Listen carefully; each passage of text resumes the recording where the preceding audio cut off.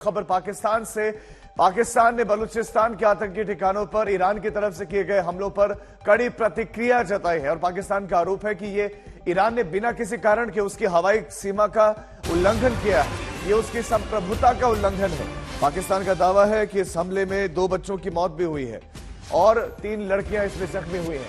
पाकिस्तान के विदेश मंत्रालय की तरफ से बयान जारी किया गया है।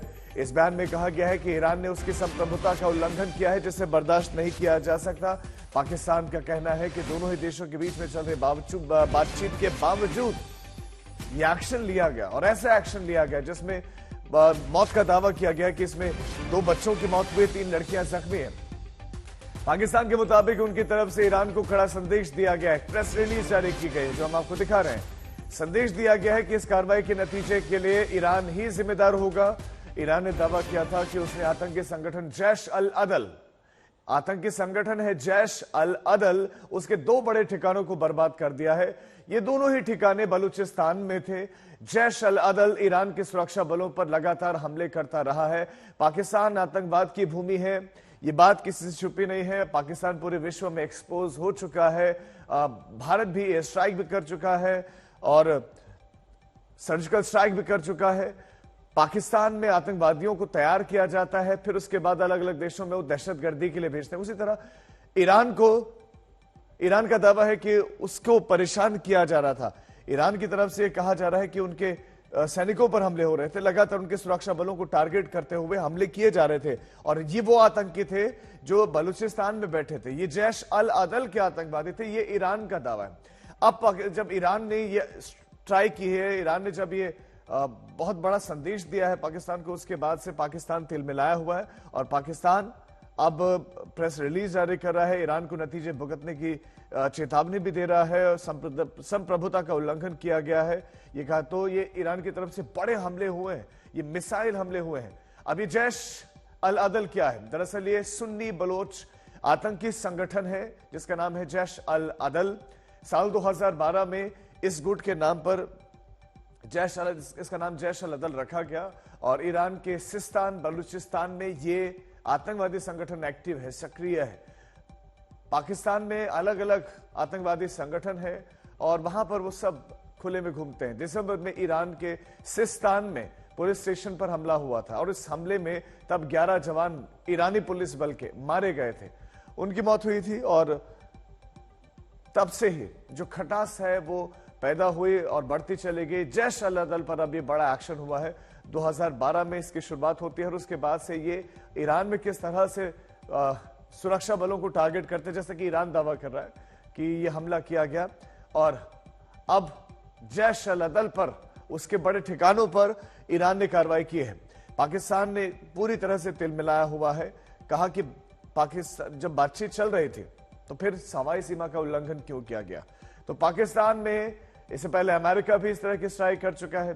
जब अमेरिका ने ओसामा बिन लादेन को घुसकर मारा, उसके बाद से भारत में जब भारत की तरफ से भी जवाबी कार्रवाई हुई। भारत कभी भी पहल नहीं करता, भारत ने जवाबी कार्रवाई की और आतंकवादी लॉन्च पैड्स को ध्वस्त किया गया, सर्जिकल स्ट्राइक हुई, उसके बाद एयर स्ट्राइक की गई और अब ईरान ने घुसकर आतंकवादी संगठनों पर हमला किया है। यह आतंकी संगठन जैश अल अदल, इसके 2 ठिकानों को ईरान ने मिसाइल दागकर तबाह कर दिया। तो एक नई तरह की जंग, अब इससे एक बार फिर से तनाव की स्थिति पैदा हो सकती है। पहले ही पूरे मिडिल ईस्ट में, खासतौर पर जब से हमास के खिलाफ एक्शन देखने को मिल रहा है इजरायल का, उसका पूरे मिडिल ईस्ट में फैलने का खतरा है। अब ईरान ने यह बड़ी कार्रवाई की है और पाकिस्तान ने अभी सिर्फ संदेश दिया है। पाकिस्तान ने कहा कि यह संप्रभुता का उल्लंघन है। पाकिस्तान ने नाराजगी व्यक्त की है। क्या पाकिस्तान इसको दूसरे मंचों पर ले जाएगा जिसमें वो ले जाने में और रोने में माहिर है? तो क्या पाकिस्तान इस विषय को भी ले जाएगा? ईरान पहले ही बहुत तरह के प्रतिबंधों को झेल रहा है, तो उन प्रतिबंधों के बीच में क्या ईरान इसको किस तरीके से हैंडल करेगा अगर इंटरनेशनल फोरम्स पर इसे ले जाया जाता है? लेकिन ईरान का दावा है कि अपनी जो है जवानों पर जो एक्शन हुआ था उसका ये बदला। गौरव सावंत हमारे संवाददाता इस खबर पर और ज्यादा जानकारी के साथ जुड़ गए। गौरव, ईरान की तरफ से क्या प्रतिक्रिया आई है? ये मिसाइल अटैक करने की, ये हमला करने की आवश्यकता क्यों पड़ी और पाकिस्तान इस पर कैसा रुख अपनाएगा?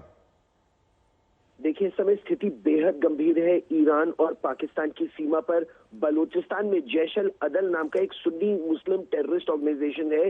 बलूचिस्तान के पंजूर के इलाके से लगातार ईरान में हमले होते आए हैं। ईरान की सेना के और उनके जो बॉर्डर गार्ड्स हैं, उनके 10 सिपाहियों को हाल ही में इन आतंकवादियों ने मार गिराया था, और उसी का बदला लेने के लिए ईरान ने एक के बाद एक ताबड़तोड़ कई मिसाइलें, ड्रोन्स और रॉकेट से अटैक किया है, जिसमें पाकिस्तान ने अब औपचारिक तौर पर पुष्टि कर दी है कि उसके कम से कम 2 नागरिक मारे गए हैं और 3 नागरिक घायल हुए हैं। लेकिन उनका ये कहना है कि ये जो हमला हुआ है ईरान की तरफ से, ये बिल्कुल इसकी कोई वजह नहीं थी। बातचीत के जरिए समस्या का हल निकालने की आवश्यकता थी और आतंकवाद के खिलाफ मिलकर लड़ने की जरूरत है। ये पाकिस्तान की सॉवरेंटी का, उनकी संप्रभुता पर एक बहुत बड़ा हमला है और इससे तनाव इस क्षेत्र में और बढ़ेगा। लेकिन अगर आप देखें राजीव, तो पूरी घटना जिस तरह से हुई है, जब से उसामा बिन लादेन को मारने के लिए अमेरिकन नेवी सील्स पाकिस्तान में घुसे थे, उसके बाद भारत ने 2016 में उड़ी के अटैक के बाद सर्जिकल स्ट्राइक की थी, फिर पुलवामा के बाद बालाकोट में एयर स्ट्राइक्स की थी, और अब ईरान का ये हमला, तो पाकिस्तान की सेना और वायुसेना पूरी तरह से बेनकाब हो गए हैं, फेल हो गए हैं राजीव। बिल्कुल गौरव, ये पूरी तरह से एक्सपोज पहले भी हो चुका है पाकिस्तान की वो आतंकवादियों को पालता है, पोसता है, इस तरह के संगठन तैयार करता है और अलग अलग देशों में दहशतगर्दियों को भेजता है। एक बार फिर से एक्सपोज हो गया और इस बार ईरान ने ही कर दिया, तो यहां तो मुस्लिम ब्रदरहुड भी नहीं चला, बिल्कुल भी नहीं चला। और इसको लेकर तनाव और ज्यादा इसलिए बढ़ेगा क्योंकि ईरान एक शिया मुस्लिम देश है और पाकिस्तान प्रेडोमिनेंटली सुन्नी मुस्लिम देश है। तो शिया और सुन्नी वाली लड़ाई भी यहाँ पर और ज्यादा बढ़ेगी, खासतौर पर बलूचिस्तान के उस क्षेत्र में। ये जो बलूचिस्तान की सीमा ईरान से लगी है, इस पर बहुत ज्यादा तनाव काफी समय से है। एक और बड़ी समस्या पाकिस्तान के लिए समय ये हो रही है कि जो उसका खैबर पख्तूनख्वा का इलाका है, अफगानिस्तान से लगी उसकी सीमा, वहां लगातार टीटीपी के हमले, तहरीके तालिबान पाकिस्तान के आतंकवादियों के हमले तेज हो रहे हैं।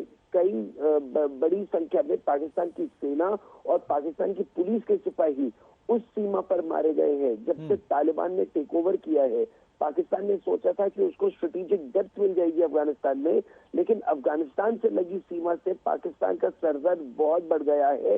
अब ईरान से लगी सीमा पर गौरव, चीन के अलावा तो पाकिस्तान का सबके साथ मुझे लगता है कि इसी तरह की स्थिति चल रही है। लेकिन अभी अब जब ईरान ने ये स्ट्राइक किया है, क्या पाकिस्तान क्या इस स्थिति में है या कि वो जंग लड़ सके ईरान के साथ, या सोच भी रहा होगा? बिल्कुल भी नहीं, क्योंकि ईरान एक बहुत शक्तिशाली सैन्य देश है। ईरान की शक्ति कहीं ज्यादा है पाकिस्तान से, और पाकिस्तान इस समय ईरान के साथ युद्ध लड़ने की स्थिति में नहीं है। और इसीलिए पाकिस्तान के विदेश मंत्रालय ने वो जो प्रेस रिलीज जारी की है, प्रेस विज्ञप्ति जारी की है, उसने केवल अपनी नाराजगी जाहिर की और ये कहा है कि बातचीत के जरिए समस्या का हल निकालने की आवश्यकता है। लेकिन पाकिस्तान की तरफ से ईरान में आतंकी हमले आने वाले समय में बढ़ सकते हैं, और ये ईरान और पाकिस्तान दोनों के लिए बेहद बेहद संगीन स्थिति होने की इसमें संभावना है राजीव। लेकिन गौरव, एयर डिफेंस सिस्टम इत्यादि ये सब कुछ भी पाकिस्तान का नाकाम का है, इफेक्टिव नहीं है, सिर्फ कहने भर के उनके पास फोर्स है, उनकी वायुसेना है, सब कंप्लीटली एक्सपोज है। पूरी तरह से पाकिस्तान की वायुसेना, पाकिस्तान का एयर डिफेंस सिस्टम, आप ये देखिए कि एक के बाद एक कई मिसाइलें दागी गई, कई रॉकेट्स दागे गए, उसके बाद ड्रोन्स आए, और हर रॉकेट, हर मिसाइल, हर ड्रोन अपने टारगेट पर उसने हिट किया और खासा नुकसान हुआ है पाकिस्तान में। जिस तरह की खबरें आ रही है,